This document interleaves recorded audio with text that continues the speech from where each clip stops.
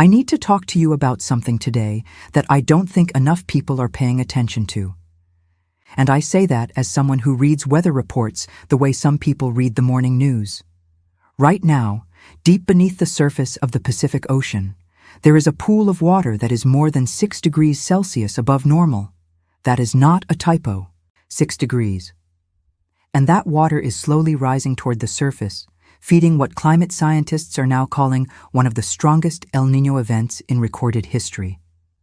The National Oceanic and Atmospheric Administration confirmed El Niño conditions back in June of this year.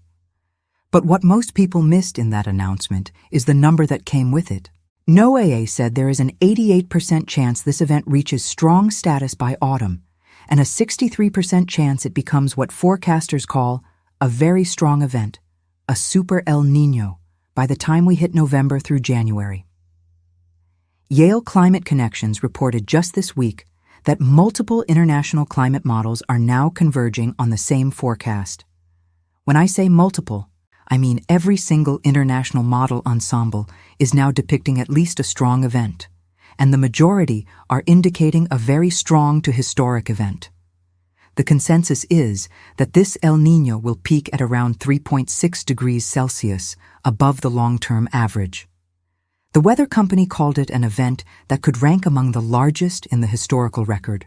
To put that in perspective, the last Super El Niño, which happened in 2015 and 2016, pushed global temperatures to record highs and disrupted food production across 3 continents. And this one could be bigger. Now here is the part that matters to you, to your kitchen, to your pantry, to the grocery bill you are already struggling with. El Niño does not hit everywhere the same way. It has a geography, it has a pattern, and that pattern tells us, with a pretty high degree of confidence, which foods are about to get more expensive, harder to find, or both. I have been going through the USDA Foreign Agricultural Reports, the World Meteorological Organization bulletins, and the commodity analysis coming out of some of the most respected agricultural research firms in the world. And what I am seeing is a collision course. 6 specific foods are sitting right in the path of this thing, and some of them are staples that you buy every single week.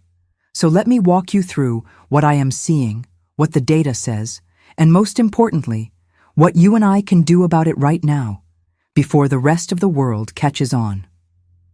Let me start with the one that hits closest to home for most families, and that is wheat. Now, when most people think about wheat, they think about bread and pasta. But wheat is in everything. It is in your cereals, your crackers, your baking flour, your tortillas, your frozen pizza dough, your gravy mixes.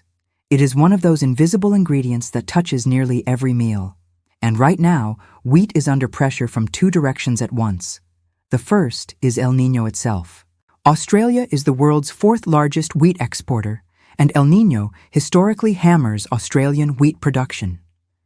During the 2002 and 2003 event, Australian wheat yields collapsed by 40%, and this year, we are already seeing the early signs. The Australian Bureau of Agricultural and Resource Economics released their June report, and it was not good. They are projecting winter crop planting area to fall by 12% from last year. Rabobank, which is one of the largest agricultural lenders in the world, cut their forecast for Australia's 2026-2027 wheat crop to 21.3 million tons. That is a 41% drop from the 35.8 million tons they just harvested. 41%. And the USDA's own numbers are not much better. They are projecting Australian production at 29 million tons, down from 36 million the year before, with exports falling by 2.5 million tons. The second pressure on wheat is something that has nothing to do with weather. Wheat planting in the United States has fallen to its lowest level in 56 years. Fertilizer costs have spiked because of disruptions in the Strait of Hormuz tied to the Middle East conflict, and farmers are pulling back. Wheat prices on the Chicago Board of Trade have already climbed 16% in the first half of this year, reaching $6.88 per bushel, the highest since June of 2024. So when you go to the store and that bag of flour costs $1 more than it did 6 months ago, now you know why. And it is probably going to get worse before it gets better. One analyst I follow described wheat right now as suffering from 1,000 cuts. Each one by itself might be manageable. But when you stack a 56-year low in American planting, a 41% production drop forecast in Australia, a fertilizer cost spike from the Middle East situation, and a strengthening El Niño all on top of each other, those cuts start to add up fast. If you bake at home, if your family goes through bread and pasta regularly, flour is one of the easiest and cheapest things to store. A 25-pound bag sealed properly in a cool, dry place will last you well over a year. And at today's prices, it is still one of the best per-calorie values in the grocery store. The second food I want you to pay attention to is rice. If wheat is the grain the Western world runs on, rice is the grain the rest of the world depends on. And right now, rice is already in trouble. Prices on the Chicago Board of Trade have surged 24% this year, driven by droughts across the Asia-Pacific. And the biggest reason is India. India is the second largest rice producer on Earth, and their rice crop depends almost entirely on the southwest monsoon, which runs from June through September. The Indian Meteorological Department has forecast this year's monsoon at just 90% of the long-term average, with an 84% probability of below normal or deficient rainfall. That is the weakest monsoon forecast in 11 years. Nearly 50% of India's agricultural land is rain-fed, meaning it has no irrigation backup. When the monsoon underperforms, rice yields drop. Research published earlier this year found that during warm El Niño periods, Indian rice production dropped by an average of 3.4 million tons, about 7%. But here is what really concerns me. When India's rice crop falls short, the Indian government does not just accept higher domestic prices. They restrict exports. They did it in 2023. They banned non-basmati white rice exports entirely, and it sent shockwaves through global markets. The USDA has already flagged that India's sugar export ban is likely to remain in place through the 2026-2027 marketing year. If they do the same with rice, and the conditions are lining up for exactly that, you are going to see the price of rice in American grocery stores climb significantly. If you use rice regularly, and most families do, now is the time to think about your supply. Not in a panic-buying way, in a practical, thoughtful, I read the reports and I want you to be smart about this way. White rice, and I mean plain white rice, is one of the single best long-term storage foods on the planet. Sealed in a mylar bag with an oxygen absorber, it will last 25 to 30 years. Even in a regular sealed container in a cool pantry, it will easily last 5 years. A 25-pound bag costs around $15 to $20 right now. That same bag could cost you $25 to $30 by spring if the monsoon fails and India shuts down exports again. This is one of those places where a small investment now could save you real money later. The third food that is directly in El Niño's path is sugar. And this one is sneaky because sugar is in far more products than most people realize. It is in your ketchup, your barbecue sauce, your yogurt, your canned fruit, your granola bars, your cereal. The average American consumes about 17 teaspoons of added sugar every day, most of it hidden in processed foods. During past El Niño events, sugar production in India and Thailand, two of the world's largest producers, has dropped by 20 to 30%. India has already extended its sugar export ban to protect domestic supply and prioritize ethanol production. But sugar has another problem that makes it different from other crops. It is competing with fuel. Brazil, which is the largest sugar producer in the world, diverts a huge portion of its sugarcane harvest into ethanol for biofuel. When oil prices go up, and they have gone up because of the Middle East situation, it becomes more profitable to turn sugarcane into fuel than into sugar. That means less sugar on the global market even when the harvest is decent. The European Commission published forecasts in mid-June indicating that sugar is one of the staple crops most likely to experience price increases throughout the El Niño cycle. So if you do any baking, any canning, any preserving, pay attention. Sugar is one of those things that stores beautifully for years when you do it right. A 50-pound bag in a sealed Mylar bag with an oxygen absorber will last you practically forever. Sugar does not spoil. It does not go bad. As long as you keep it dry and sealed, it will be just as good in 10 years as it is today. At current prices, a 50-pound bag runs you about $30 to $35. That is less than 70 cents a pound. If sugar prices climb even 20%, which is a conservative estimate based on past El Niño cycles, you will have saved yourself real money. And if you do any canning at all, sugar is one of those things you go through fast during preserving season. Jams, jellies, syrups, fruit preserves, they all need sugar. Stock up now while the price is still reasonable. Number 4 on my list is cooking oil, and specifically palm oil. Now you might be thinking, I do not buy palm oil, but you almost certainly consume it. Palm oil is in nearly half of all packaged products in American supermarkets. It is in your peanut butter, your instant noodles, your margarine, your ice cream, your cookies, your frozen meals, your soap, your shampoo. Malaysia and Indonesia together produce 88% of the world's palm oil. That is an almost unbelievable concentration of production in just 2 countries. And both of them sit right in El Niño's crosshairs. Historical data shows that during a strong El Niño, Malaysian fresh fruit bunch yields, which is the raw material for palm oil, fall by 13 to 16% year over year. During the 2015-2016 event, Malaysian palm oil production dropped by 2.4 million tons. This year, Malaysia's economic minister has already warned that crop yields could decline by 8 to 10%, and rainfall in some states could fall by 40 to 60%. Making matters worse, Indonesia just implemented its B50 biodiesel mandate in July, which requires 50% palm oil content in all diesel fuel sold domestically. That is going to redirect an estimated 16 million tons of crude palm oil away from the food market and into fuel tanks. CGS International, one of the major research firms tracking this market, expects palm oil prices to trend higher in the second half of the year. Analysts are projecting crude palm oil could surge to $1,500 per ton.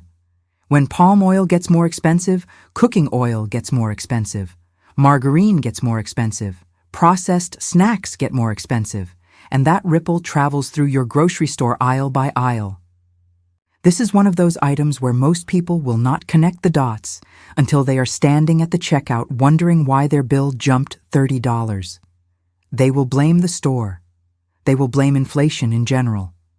But the root cause is a drought in Southeast Asia and a biodiesel mandate in Indonesia that most Americans have never even heard of.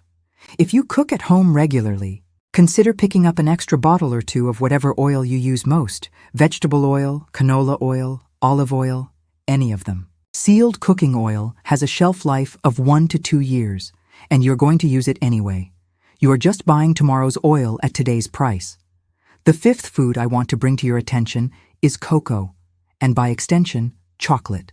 Now, I know chocolate is not a survival staple. You are not going to put cocoa powder in your emergency kit. But for a lot of families, especially families with kids, chocolate is a meaningful part of the grocery budget, and it has already been through the ringer. Cocoa prices spiked 250% during the last El Niño cycle. The Ivory Coast and Ghana produce the majority of the world's cocoa, and El Niño tends to bring dry conditions and intense harmattan winds to West Africa that stress the cocoa trees during pod development. Nigerian cocoa output for this season was already projected to fall 11% before any El Niño impact was factored in. And unlike wheat or rice, cocoa is a perennial tree crop. You cannot just plant more next season and fix the problem. It takes 3 to 5 years for a new cocoa tree to produce. That means cocoa supply deficits tend to be structural, not cyclical. If this El Niño dries out West Africa during the August through October window, which is when the pods develop, we could see another major cocoa rally. Chocolate bars, hot cocoa mix, baking chocolate, all of it. If your family goes through chocolate regularly, and mine does, buying a little extra now, while prices are relatively stable compared to where they might go, is just common sense. And the sixth and final food on my list is one that a lot of people will not think about until it is too late, and that is coffee. Americans drink about 400 million cups of coffee every single day. It is the most consumed beverage in this country after water, and coffee is extraordinarily sensitive to weather. Now, I want to be honest with you here, because the coffee situation is more complicated than the others. Brazil just harvested what is expected to be a record crop, and Vietnamese exports have been strong, which is why coffee prices actually fell about 15% in the first half of this year. So right now, today, coffee is in a good position. But here is the thing about El Niño and coffee. The impact does not arrive immediately. It lags by 6 to 12 months. The drought stress that hits Southeast Asian coffee plantations in late 2026 will show up in the 2027 harvest. And if we get a genuine super El Niño, the kind that climate models are now projecting with peak anomalies over 4 degrees, you could see significant damage to Robusta coffee production in Vietnam and Indonesia, which together account for the majority of the world's Robusta supply. Robusta is what goes into your instant coffee, your supermarket blends, your K-cups. It is the workhorse of the coffee industry.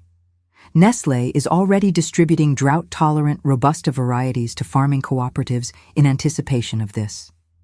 When a company like Nestlé starts hedging their supply chain months in advance, that tells you something. So while coffee may look fine right now, do not let that fool you. The pressure is building. If you drink coffee daily, adding a few extra bags or cans of your preferred brand to your pantry is a very low-risk, high-reward move. Whole bean coffee stored in a vacuum-sealed container will stay fresh for 6 months to a year. Ground coffee in an unopened can or vacuum-sealed bag will last even longer. And instant coffee, while not anyone's first choice, stores for years and years. Think about what you go through in a month. 2 bags? 3? Buy an extra 1 or 2 every time you shop for the next couple of months. If coffee prices stay flat, you still drink every bit of it. If they spike, you just saved yourself a small fortune. There is no downside to this. Now, I want to step back for a moment and talk about why this particular El Niño concerns me more than previous ones. It is not just the strength of the event, although that alone would be enough to pay attention. It is the environment this El Niño is walking into. We already have a fertilizer crisis caused by disruptions in the Strait of Hormuz. The United States imports 90% of its potassium, which is a critical fertilizer component, and supply has been severely constrained. Fertilizer costs are up, which means farming costs are up, which means food costs were already climbing before El Niño entered the picture. On top of that, we have biofuel mandates in multiple countries diverting food crops into energy production. Indonesia's B50 palm oil mandate, Brazil's ethanol program competing with sugar, the United States' own biofuel requirements putting pressure on corn and soybean supplies, and then you layer a potentially record-breaking El Niño on top of all of that, and what you get is not one crisis. It is 3 independent supply shocks converging on the same crop cycles at the same time. One analysis from a major investment research firm found that a very strong El Niño could drive global food prices up by 50% over the course of a year. I am not saying that will happen. I want to be very clear about that. Forecasts are probabilities, not certainties. But the conditions for significant food price increases are in place in a way that I have not seen before. And the thing that concerns me most is the timing. The El Niño yield hit arrives in 2027. The fertilizer input shortage is hitting the 2026 growing season that El Niño is already stressing. 2 independent supply shocks with similar lag structures are converging on the same crop cycle in the same window. That kind of convergence is rare. And when it happens, the effects tend to be larger and last longer than anyone expects. So what do we do? That is always the question I want to leave you with, because information without action is just anxiety. And I do not want you anxious. I want you prepared. First, focus on the 6 foods I just walked you through: wheat, rice, sugar, cooking oil, cocoa, and coffee. These are the ones sitting in the direct path of this thing. If you use them regularly, and most families use all 6, start adding a little extra to each grocery trip now. Not hoarding, not clearing shelves, just buying 1 or 2 extra of what you already use. A few extra bags of flour, an extra 20-pound bag of rice, an extra bag or 2 of sugar, an extra bottle or 2 of cooking oil, some extra coffee. Over the course of a few weeks, you will have built a meaningful buffer without breaking your budget. Second, think about shelf-stable alternatives. If fresh bread becomes expensive, having the ingredients to bake your own is a hedge. If rice prices spike, having dried beans and lentils, which store for years and are nutritionally dense, gives you flexibility. If cooking oil gets scarce, having some coconut oil or olive oil in storage provides a backup.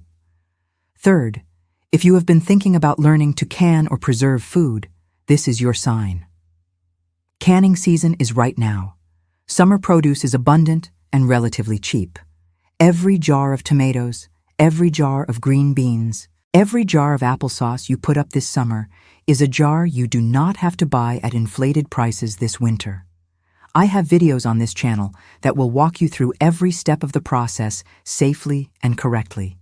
If you are brand new to canning, start with water bath canning. It is the simplest method, and you can put up jams, pickles, tomato sauce, and fruit in an afternoon with very basic equipment. A water bath canner, some mason jars, and a good recipe from a trusted source like the USDA Complete Guide to Home Canning is all you need to get started. And fourth, stay informed. I am going to be tracking this El Niño through the fall and winter and bringing you updates as the situation develops. The forecasts could shift. The event could be weaker than expected, or it could be everything the climate models are suggesting. Either way, you will hear about it here, and we will figure out what to do about it together. I want to close with something that I think is really important. None of this is about fear. I have been doing this work for a long time, and I have seen what fear does to people. It paralyzes them, or it sends them to the store to buy 15 cases of something they do not even like. That is not what we are about here. What we are about is reading the signs, understanding the data, and making calm, smart decisions that protect our families. A well-stocked pantry is not a bunker. It is a budget strategy. It is a buffer against the things we cannot control. Whether this El Niño turns out to be the monster the models are predicting or something more moderate, having a deep pantry of the foods your family actually eats is never a wasted investment. You will use every bit of it. The only question is whether you bought it at today's prices or tomorrow's. Your pantry is your fortress. And right now, the weather report is telling us it is time to reinforce the walls. I will see you in the next one.